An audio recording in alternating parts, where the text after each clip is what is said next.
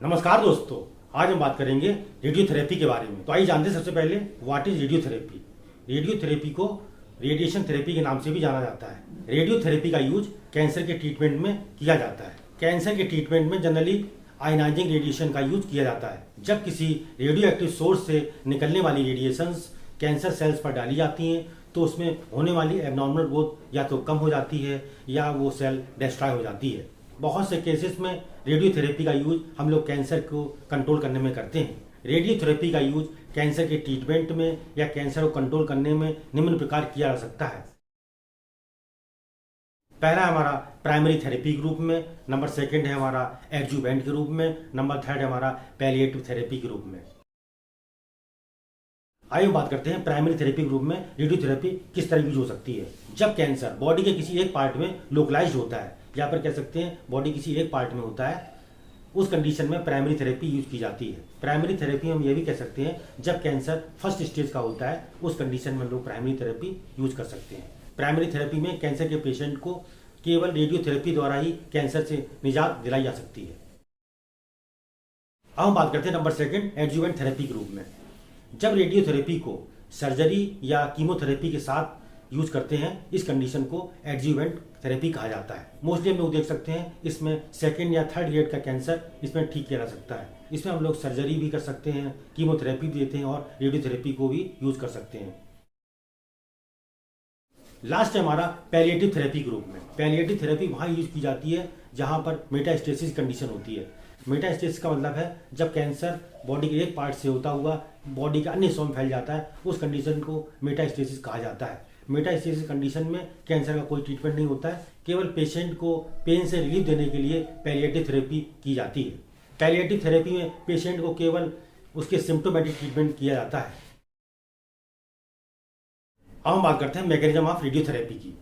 Radiotherapy mechanism क्या है, आइए जानते हैं। जैसा कि हम लोग जानते हैं, रेडियोथेरेपी में आयनाइजिंग रेडिएशंस का यूज किया जाता है। जब ये रेडिएशंस किसी कैंसर सेल्स पर डाली जाती हैं तो ये रेडिएशंस उस कैंसर सेल्स के डीएनए को डैमेज कर देती हैं, जिससे उस कैंसर सेल की डेथ हो जाती है और कैंसर होने की संभावनाएं काफी खत्म हो जाती हैं।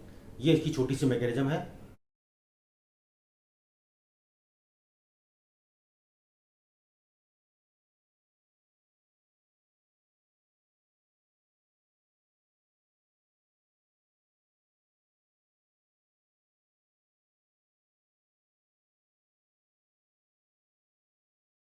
अब हम बात करते हैं टेक्निक्स ऑफ रेडियोथेरेपी के बारे में।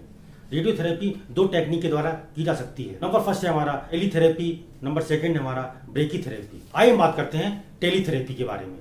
टेलीथेरेपी को एक्सटर्नल बीम थेरेपी के नाम से भी जाना जाता है। जैसा कि नाम है इसका एक्सटर्नल बीम थेरेपी, इसमें हम लोग जो रेडियो एक्टिव रेज देते हैं वो एक्सटर्नल बाहर से देते हैं। इस प्रक्रिया में रेडियो एक्टिव सोर्स से जो निकलने वाली रेडिएशंस हैं वो पेशेंट से कुछ दूरी पर रख दी जाती हैं और कैंसर सेल्स को टारगेट किया जाता है। जब रेडियो एक्टिव सोर्स से निकलने वाली रेडिएशंस कैंसर सेल्स पर डाली जाती हैं तो ये उसकी एबनॉर्मल ग्रोथ को कम कर देती हैं या उसके सेल्स को नष्ट कर देती हैं। जनरली रेडियो एक्टिव सोर्स की बात करें तो इसमें कोबाल्ट 60 और साइजियम 137 का यूज इसमें बहुत अधिक मात्रा में किया जाता है। अब हम बात करते हैं ब्रेकीथेरेपी की। ब्रेकीथेरेपी को इंटरनल रेडिएशन थेरेपी के नाम से भी जाना जाता है। इस थेरेपी में क्या होता है, जहां पर बॉडी के अंदर कैंसर होता है वहीं पर ही हम लोग रेडियो एक्टिव सब्सटेंस को स्थापित कर देते हैं और इससे हम लोग वहां पर रेडिएशन देते हैं, जिससे वहां की कैंसर सेल्स या तो डैमेज हो जाती हैं या फिर कैंसर सेल्स की जो ग्रोथ होती है वो काफ़ी कम हो जाती है। इस थेरेपी में सबसे बड़ा फायदा ये होता है कि जो हेल्दी टिश्यूज़ हैं वो नष्ट नहीं हो पाते हैं। इस थेरेपी का यूज जनरली ब्रेस्ट कैंसर में, प्रोस्टेट कैंसर में, सर्वाइकल कैंसर में और स्किन कैंसर में बहुत अधिक मात्रा में किया जाता है। अब हम बात करते हैं टाइप्स ऑफ ब्रेकीथेरेपी। ब्रेकीथेरेपी को दो पार्ट में हम लोगों ने डिवाइड किया है। पहला है हमारा सील्ड सोर्स रेडियोथेरेपी, दूसरा है हमारा अनसील्ड सोर्स रेडियोथेरेपी। अब हम बात करते हैं सील्ड सोर्स रेडियोथेरेपी के बारे में। सील्ड सोर्स रेडियोथेरेपी को फर्दर डिवाइड किया गया दो पार्ट में। पहला है हमारा intra cavity radiotherapy, number second है हमारा इंटरस्टिशियल रेडियोथेरेपी। आइए हम बात करते हैं इंट्रा कैविटी रेडियोथेरेपी के बारे में। जैसा कि नाम है इंट्रा कैविटी, इसमें हम लोग जो है बॉडी कैविटी के अंदर रेडियो एक्टिव सब्सटेंस को प्लेस कर देते हैं, जिससे रेडियो एक्टिव सोर्स से निकलने वाली रेडिएशंस उस कैंसर सेल्स को या तो डैमेज कर देती हैं या फिर उसकी ग्रोथ को बहुत अधिक मात्रा में कम कर देती हैं। इंट्रा कैविटी रेडियोथेरेपी का यूज जनरली यूट्राइन कैंसर में और सर्वाइकल कैंसर में बहुत अधिक मात्रा में किया जाता है। अब हम बात करते हैं इंटरस्टिशियल रेडियोथेरेपी के बारे में। इस थेरेपी के अंतर्गत हम लोग रेडियो एक्टिव सोर्स को सबसे पहले नीडल या सीट पर आरोपित करते हैं, उसके बाद इसको डायरेक्ट ट्यूमर पर आरोपित कर दिया जाता है। इससे रेडियो एक्टिव सोर्स से निकलने वाली रेडिएशंस उस कैंसर सेल्स को या तो नष्ट कर देती हैं या इसकी ग्रोथ को काफ़ी कम कर देती हैं। जनरली इस थेरेपी का यूज फर्स्ट स्टेज कैंसर को ठीक करने में किया जाता है, या कह सकते हैं जहां पर छोटे ट्यूमर्स होते हैं वहां पर इस थेरेपी का यूज बहुत अधिक मात्रा में किया जाता है। अब हम बात करते हैं अनसील्ड सोर्स रेडियोथेरेपी के बारे में।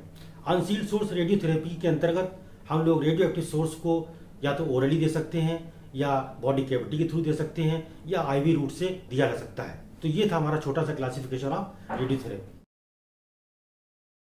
अब हम बात करते हैं रेडियो एक्टिव सोर्स के बारे में जो रेडियोथेरेपी में बहुत अधिक मात्रा में यूज किए जाते हैं। इनको रेडियो एक्टिव आइसोटोप के नाम से भी जाना जाता है। रेडियोथेरेपी में बहुत सारे रेडियो एक्टिव आइसोटोप्स का यूज किया जाता है जो निम्न प्रकार के हैं, जैसे cobalt 60, caesium 137, radium 226, iodine 125, iridium 192, gold 198, radon 222, phosphorus 32। आइए हम बात करते हैं side effects of radiotherapy. Radiotherapy के निम्नलिखित साइड इफेक्ट्स हो सकते हैं। इसको हमने दो पार्ट में डिवाइड किया हुआ है। पहला है हमारा अर्ली साइड इफेक्ट्स, दूसरा है हमारा लेट साइड इफेक्ट्स।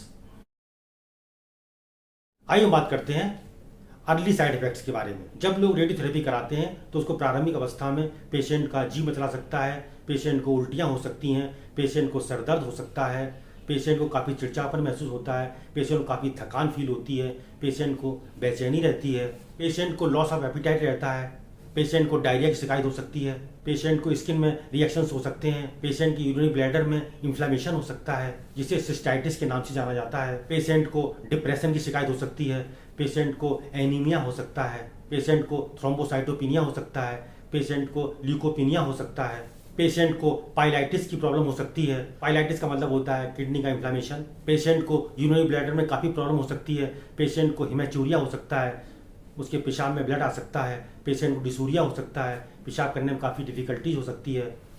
तो ये सारे साइड इफेक्ट आपको अर्ली स्टेज में देखने को मिलते हैं। आइए हम बात करते हैं लेट साइड इफेक्ट्स के बारे में।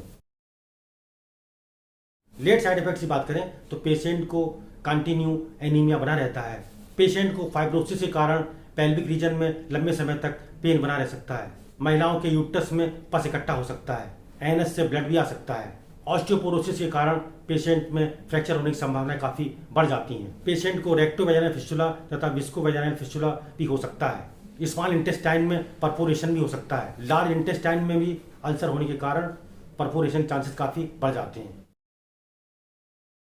अब हम बात करते हैं काउंटर इंडिकेशंस ऑफ रेडियोथेरेपी के बारे में।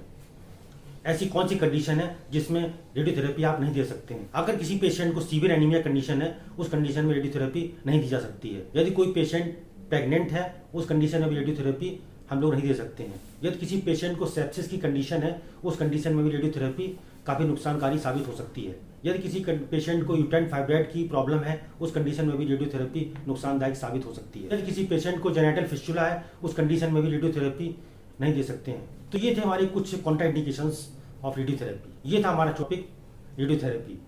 आप हमारे वीडियो को लाइक कर सकते हैं, आप हमारे वीडियो को शेयर कर सकते हैं, आप हमारे चैनल को सब्सक्राइब कर सकते हैं।